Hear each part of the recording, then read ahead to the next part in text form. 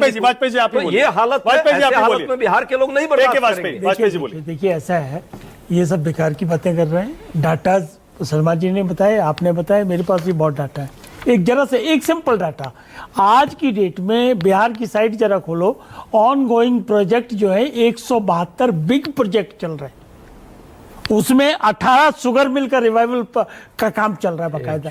मतलब मैं ये कह रहा हूँ कि डाटाज में ना जाइए, वहाँ की जनता सेटिस्फाई है। और बिहार के जो नीतीश बाबू हैं वो जाने इसीलिए जाते कि काम किया उन्होंने। और कंपेयर करने तक जहाँ से सवाल है ना, कंपेयर किससे करेंगे?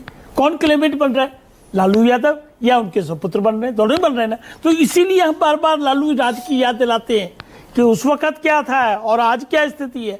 इसमें क्या बुरा? तो नीतीश जी को सीएम क्यों नहीं मान लेते? मान तो लिया, और क्या करें? बीजेपी ने कहा, सबने मान लिया जब नेतृत्व कह दिया। अभी तो अमित शाह का बयान राजीव रंजन जी ने बिल्कुल सही कहा, कल तो कह के आए हैं कि मोदी जी और नीतीश जी के नेतृत्व में चुनाव लड़ा जाएगा। तो मोदी जी तो प्रधानमंत्री है, तो बचा कौन?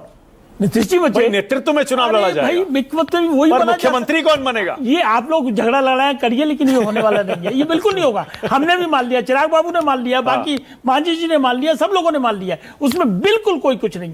देखिए सवाल इस बात का है। अच्छा, सीटें आपने कम करवाई थी ना नीतीश जी की, 43 जो आई हैं वो आप ही ने तो करवाई थी। ये पुरानी बातों में चले गए, मैं इसका जवाब कई बार दे चुका हूं। देखिए हर पार्टी का अपना झंडा, अपना कैडर, अपना चुनाव लड़ने का तरीका, अपना नेता। कोई पार्टी नहीं चाहेगी कि उसकी सीटें ना बढ़े। तो हम जो चुनाव लड़े थे 237 सीटों पर चुनाव लड़े थे, और चुनाव लड़े थे जीतने के लिए।